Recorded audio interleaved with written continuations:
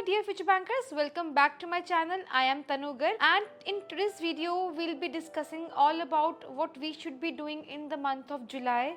Basically this is a rough idea, a bigger picture for all of you. जून का month चला गया है and July start होने वाला है और अभी हमारे पास मैक्सिमम 1 मंथ है, उसके बाद हम एक एग्जामिनेशन लूप में एंटर हो जाएंगे. So here I am with the strategy video of July month. तो इसमें I will be telling you कि मैंने जुलाई मंथ में क्या क्या किया था and what all you should be doing in the month of July. Just like my strategy of June month, I have divided this strategy video in 4 parts as well कि आपको daily basis पर क्या करना है, weekly basis पर क्या करना है और उसके बाद आपको अपने वीक एरियाज को कैसे टैकल करना है. अभी भी टाइम है, प्लीज. जब एग्जामिनेशंस एक बार स्टार्ट हो जाएंगे उसके बाद हमारे पास टाइम नहीं बचेगा. और फोर्थ चीज ये है कि हमें वीक में ट्वाइस क्या चीज करनी है, ठीक है. और जैसे कि मैंने अपनी जून की स्ट्रैटेजी में बताया था कि this video is designed only for those who are preparing full time, but in this video in the month of July I have tried कि मैं उन सारे एस्पिरेंट्स को भी साथ में लेके चलूं जो वर्किंग प्रोफेशनल्स हैं या फिर फुल टाइम प्रिपरेशन नहीं कर रहे हैं. एंड आई एम श्योर कि जैसे कि मैंने आपको जून मंथ में बताया था कि आपको ये सारी चीजें करनी है, आपने वो सारी चीजें अपने हिसाब से फॉलो करी होंगी, अपने हिसाब से बेस्ट चीजें मेरी स्ट्रैटेजी से पिक की होंगी. तो वैसे ही प्लीज आप अपनी ही जुलाई की खुद की स्ट्रैटेजी बनाना. ये सिर्फ एक रफ रोड मैप होगा. आपको डिसाइड करना है कि आपको कौन सी चीजें करनी है और कौन सी चीजें नहीं करनी, ठीक है. तो जो चीजें आप जून के मंथ में कर रहे थे और अभी भी कंटिन्यू करनी है वो ये है कि आपको डेली बेसिस पर फिर से squares, cubes, tables, percentage and fractions लिखने ही लिखने हैं, ठीक है. उसके बाद एडिटोरियल रोज पढ़ना ही पढ़ना है. वोकैबुलरी को बस आपको गो थ्रू करना है, उसके नोट्स नहीं बनाने हैं. मैं एक बार नहीं 10 बार ये बोल चुकी हूँ और आगे भी आपको रिमाइंड करवाती रहूंगी कि वोकैबुलरी के नोट्स मत बनाना. बस आपको पढ़ना है, वर्ड को याद करना है, उसको एडिटोरियल में देखना है कि इसको कैसे यूज किया. उसके बाद वो सारे वर्ड्स आपको मॉक्स में खुद ब खुद देखने को मिलेंगे, आपको अपने आप याद हो जाएंगे, ठीक है. और प्रीलिम्स लेवल पजल्स आप कहीं से भी करो, प्लीज कहीं से भी करो, लेकिन करो. पिछले मंथ में मैंने आपको बोला था 15 to 20 पजल्स ही करने हैं, लेकिन अभी हमारा प्रीलिम्स बिल्कुल पास आने वाला है. तो अभी आपकी स्पीड आई एम श्योर और आई एम अज्यूमिंग कि आपकी स्पीड बढ़ गई होगी. तो आप प्लीज 25 पजल्स तो करिए ही करिए. 25 पजल्स कुछ ज्यादा नहीं है, बिलीव मी. उसके बाद हमें करंट अफेयर्स को नहीं छोड़ना है, साथ में लेकर चलना है. जब हमारा एडमिट कार्ड आ जाएगा आरआरबी पीओ का या फिर क्लर्क का, तब हम डिसाइड करेंगे कि हमें कितने डेज का करंट अफेयर्स अभी स्किप करना है फॉर द टाइम बिंग. जैसे मेरा आरआरबी पीओ था अगस्त 5 को, ठीक है. तो बस उतने ही 5 डेज जुलाई 31 तक करंट अफेयर्स पढ़ना है, ठीक है. उसके बाद जो 5 डेज बचे हैं वो फुल फ्लेजेडली हमें प्रीलिम्स को देने हैं, ठीक है. और मैंने आपको सजेस्ट किया था कि आप जून के मंथ में डेली एक मॉक लगाइए आरआरबी पीओ का, ठीक है. अभी जुलाई स्टार्ट हो जाएगा, ठीक है. तो मैं आपको सजेस्ट करूंगी कि आप 2 मॉक्स इन अ डे, उसके बाद 1 मॉक इन अ डे, मतलब 3 मॉक्स इन 2 डेज दीजिए, ठीक है. वो अभी इम्पॉर्टेंट है. हमें देखना है कि हमारे कॉन्सेप्ट्स कैसे हैं, हमारी स्पीड कैसी है. और आरआरबी पीओ और क्लर्क लेवल के लिए मैं आपको एक और चीज़ सजेस्ट करूँ तो ये है वो कि आपको सेक्शनल मॉक्स बहुत ज़्यादा देने चाहिए. इससे आपको पता चलेगा कि हमें कितना टाइम कौन से सेक्शन को देना चाहिए, हमारा कौन सा सेक्शन स्ट्रॉन्ग है और कौन सा सेक्शन वीक है, कौन से सेक्शन को हम कम टाइम में कर पा रहे हैं, कौन से सेक्शन को हमें ज़्यादा टाइम लग रहा है. और जैसे कि मैंने आपको जून की स्ट्रैटेजी में बताया था कि मैं गाइडली के पजल्स पीडीएफ फॉर्म में करती थी solve, but now in this month, in the month of July, हमें टाइमर के साथ पजल्स को सॉल्व करना स्टार्ट कर देना है, ठीक है. और अभी अगर मैं बात करूं रीजनिंग की, रीजनिंग का मैंने आपको बताया था कि आपको मिसलेनियस टॉपिक्स करने हैं, उसके क्वेश्चंस की प्रैक्टिस करनी है. पजल्स तो आपने करने ही करने हैं. टू डू लिस्ट में रीजनिंग के सेक्शन के अंडर आपके पजल्स होने चाहिए, ठीक है. मिसलेनियस टॉपिक्स के प्रैक्टिस होनी चाहिए और एक न्यू मिसलेनियस टॉपिक होना चाहिए प्रीलिम्स लेवल का. प्लस इस मंथ में, in the month of July, हमें फिर से न्यू 4 टॉपिक्स करने हैं. वो कौन कौन से टॉपिक्स हैं? इस मंथ में मैंने इजी वाले रीजनिंग के मेंस के टॉपिक्स रखे हैं क्योंकि हमें मेनली फोकस करना है प्रीलिम्स के ऊपर, स्पीड के ऊपर और एक्यूरेसी के ऊपर. बट ये जो टॉपिक्स हैं वो बहुत इंपॉर्टेंट हैं, चाहे वो मुझे एग्जामिनेशन में नहीं आए थे, ठीक है, SBI PO mains, IBPS PO mains में, लेकिन हमें छोड़ना तो कुछ नहीं है ना. अभी हम वीक में रीजनिंग को सिर्फ 2 डेज अ वीक तो दे ही सकते हैं ना, 2 डेज पूरे नहीं, कुछ hours according to your understanding, according to your time, आपके पास कितना टाइम बचता है आप वो टाइम रीजनिंग मेंस को दीजिए। और टॉपिक्स जो आपको कवर करने हैं वो ये हैं कोडेड सिलॉग्स, बहुत ईजी हैं, बहुत ईजी हैं, इसमें रिवर्स सिलॉग्स भी होते हैं। बस एक बार कॉन्सेप्ट समझ में आया उसके बाद आपको सिर्फ क्वेश्चंस की प्रैक्टिस करनी है। उसके बाद सेकंड जो टॉपिक है coded blood relation and coded direction, दोनों टॉपिक्स बहुत ईजी हैं, इसमें कुछ नहीं है। अगर आपको डायरेक्शंस आती हैं प्रीलिम्स लेवल की और अगर आपको ब्लड रिलेशन आता है प्रीलिम्स लेवल का, तो ये दोनों चीजें बहुत आसान है। उसके बाद जो एक बहुत ही मेजर टॉपिक है, बहुत ही इम्पोर्टेंट टॉपिक है, जिसका आजकल एग्जामिनेशन में बहुत अच्छा वेटेज होल्ड करने का ट्रेंड स्टार्ट हो गया है, वो है क्रिटिकल रीजनिंग। क्रिटिकल रीजनिंग मैं आपको सजेस्ट करूंगी जुलाई मंथ से आप स्टार्ट कर दीजिए, चाहे आप उसके कम क्वेश्चंस प्रैक्टिस करो बट एटलीस्ट उसका आपको आइडिया होना चाहिए कि उसमें है क्या, क्रिटिकल रीजनिंग होता क्या है, क्योंकि बहुत इंपॉर्टेंट है। Please you will thank me later जब आपको एग्जामिनेशन में क्रिटिकल रीजनिंग के मिसलेनियस से ज्यादा क्वेश्चंस देखने को मिलेंगे। और अगर मैं आपको बताऊं कि क्रिटिकल रीजनिंग आपको कहां से प्रैक्टिस करनी चाहिए, बहुत सारे सोर्सेज है, यूट्यूब पर आपको बहुत सारे सोर्सेज मिल जाएंगे और आप गाइडली से भी प्रैक्टिस कर सकते हैं क्रिटिकल रीजनिंग के क्वेश्चंस को। तो अगर आप देखें गाइडली में, जैसे हम प्रीमियम पीडीएफ कोर्स पे जाते हैं, यहाँ पे क्रिटिकल रीजनिंग बंडल है, उसमें आपको देखने को मिलेगा कि कितने टाइप्स होते हैं क्रिटिकल रीजनिंग के, एंड उसी के बेस के ऊपर आपको क्वेश्चंस मिलेंगे। क्रिटिकल रीजनिंग में ना इम्पॉर्टेंट हो जाता है कि हम एक ही सेट के, जैसे स्टेटमेंट एंड कंक्लूजन है, उसके बेस के ऊपर किस टाइप के क्वेश्चंस हैं, फिर उसके बाद हमें नेक्स्ट टॉपिक पे जाना है। इसमें जैसे 1 2 3 4 5 6 7 अराउंड 7 to 8 टाइप्स हैं क्रिटिकल रीजनिंग की। तो आप एटलीस्ट जुलाई के मंथ में 4 टाइप्स के क्वेश्चंस तो कर लो ना, आपको आइडिया हो जाएगा। और please trust me, they will help you a lot, ठीक है। अगर मैं इसके आपको, इसमें वीडियो फॉर्म भी है बट मुझे लगता है आप सिर्फ टेस्ट की फॉर्म में देखेंगे आपको ज़्यादा बेनिफिट होगा। उसके बाद आप सॉल्यूशन देखो कि अच्छा इसका ये एक्सप्लेनेशन था और मैंने कुछ और सोचा, है ना। जैसे ये क्वेश्चंस आ गए हैं कि कौन सा आर्ग्यूमेंट स्ट्रॉन्ग है, कौन सा वीक है, ये बहुत इंपॉर्टेंट चीज़ें हैं, ये आपको एग्जामिनेशन में देखने को मिलेंगी। और जब हमने अच्छे से प्रैक्टिस करी होती है तो ये सारी चीज़ें हमें वहाँ पे बहुत ईजी लगेंगी। It will be like piece of cake for us, हाँ ठीक है। And also to avail the maximum discount you can use my code TGMAX, उसमें आपको काफ़ी अच्छा डिस्काउंट मिल जाएगा। लेकिन अगर मैं आपको यहाँ पे एक चीज़ और बताऊँ, आपको जो जून के मंथ में मैंने टॉपिक्स बताए थे that are coding, decoding, alpha numeric series, input output and mains level puzzles, ये सारी चीज़ें आपको साथ लेके चलनी है। अगर आपने जून के 30 डेज में इनको टाइम डिवोट किया था तो आई एम श्योर अभी आप प्रो हो गए होंगे इनपुट आउटपुट में, कोडिंग डिकोडिंग में। यार प्लीज़ ये दोनों बहुत इंपॉर्टेंट हैं।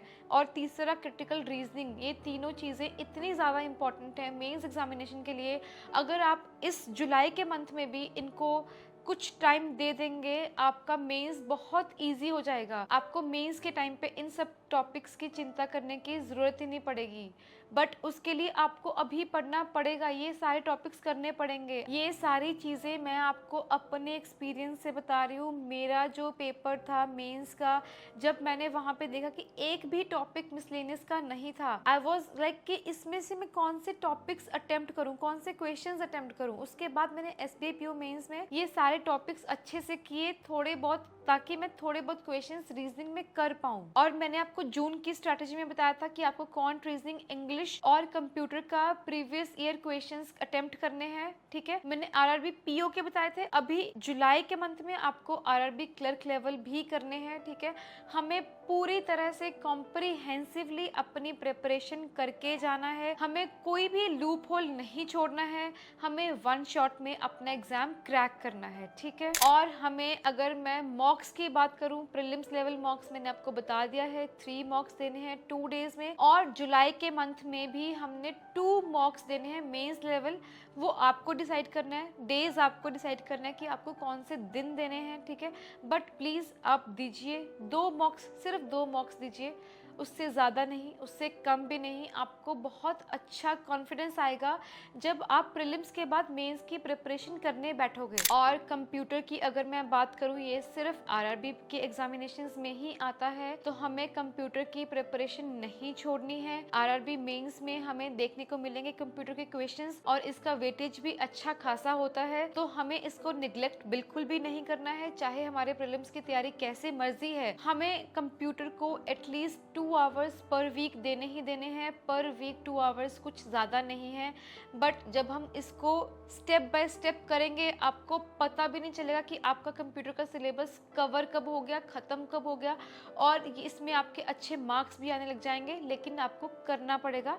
ऐसे ही जुलाई के मंथ में भी आपको 2 आवर्स देने हैं कंप्यूटर को। अगर मैं इंग्लिश की बात करूँ, इंग्लिश में आपको एडिटोरियल तो पढ़ना ही पढ़ना है, डेली बेसिस पर करना है, वोकेबलरी भी करनी है। उसके बाद जहाँ से भी आप क्लासेस कर रहे हो इंग्लिश की, वो आपको कंटिन्यू करनी है। और अगर आपने जून के मंथ में क्लासेस करी थी तो प्लीज़ अभी ना, मतलब आई एम श्योर 30 डेज अगर आप कंसिस्टेंटली किसी भी सब्जेक्ट को देते हो, आप उसमें अच्छा एक लेवल गेन कर लेते हो, ठीक है।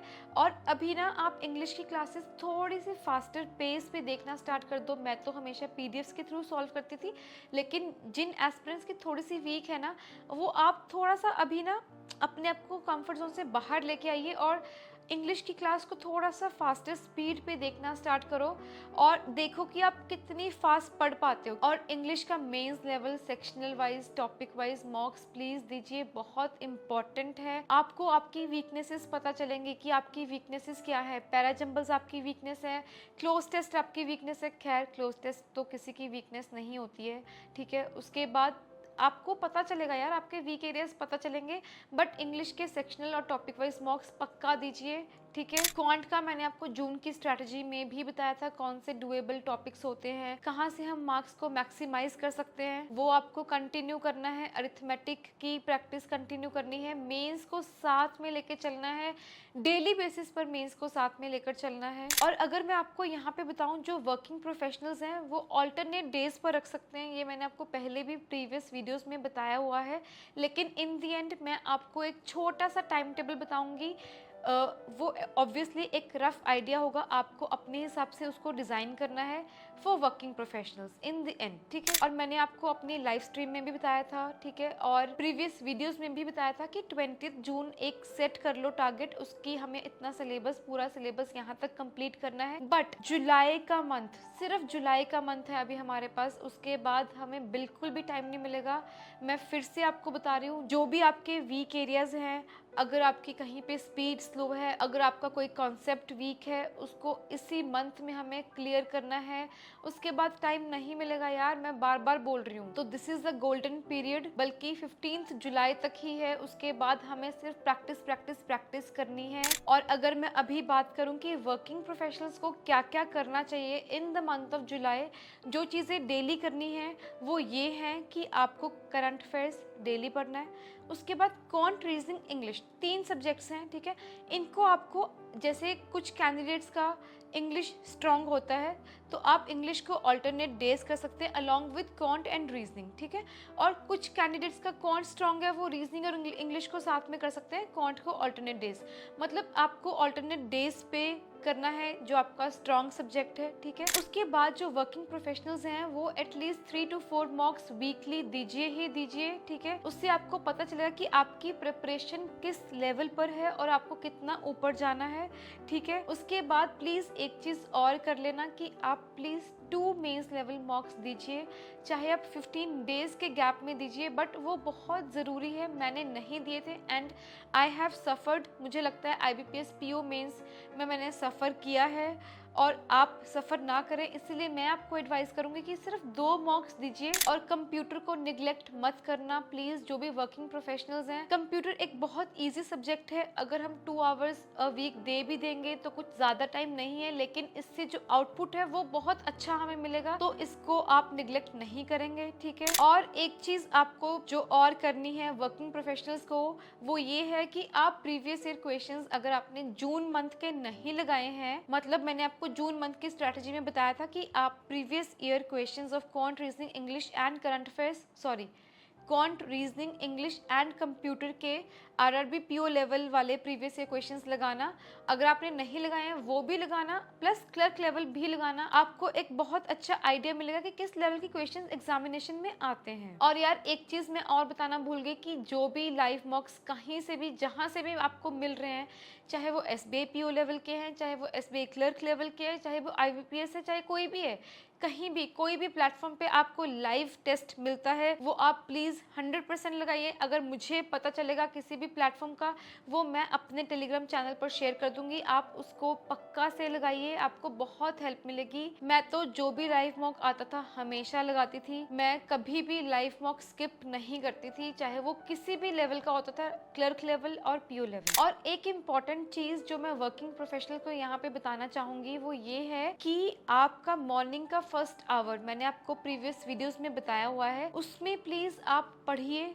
या फिर अपनी टू डू लिस्ट बनाइए, कुछ भी करिए लेकिन अपनी प्रिपरेशन के रिलेटेड ही करिए, कोई और काम नहीं करिए। आपको बहुत हेल्प मिलेगी through out the day effectively पढ़ने की, ठीक है। और यार प्लीज सारे एस्पिरेंट्स जो भी ये वीडियो देख रहे हैं, टू डू लिस्ट डेली बनाइए, बहुत इंपॉर्टेंट है। आपको एक सेंस ऑफ मोटिवेशन मिलेगा। यार अपनी जर्नी को रिकॉर्ड करिए, कैसे कैसे रिकॉर्ड, ऐसे नहीं कि आप फोन लेके बैठे हैं सब चीजें रिकॉर्ड कर रहे हो, ठीक है, नहीं, व्लॉगिंग नहीं करनी है हमें एक डायरी पे रिकॉर्ड करना है कि आज हमने इतने आवर्स पढ़ा, आज की हमारी ये टू डू लिस्ट थी, फिर नेक्स्ट डे की ये टू डू लिस्ट है। ऐसे यार अपनी जर्नी को एंजॉय करिए, ठीक है। You will enjoy the destination then only if you enjoy the journey today, ठीक है। ओके देन, हैप्पी स्टडिंग, पढ़ते रहिए। See you in the next video, bye bye.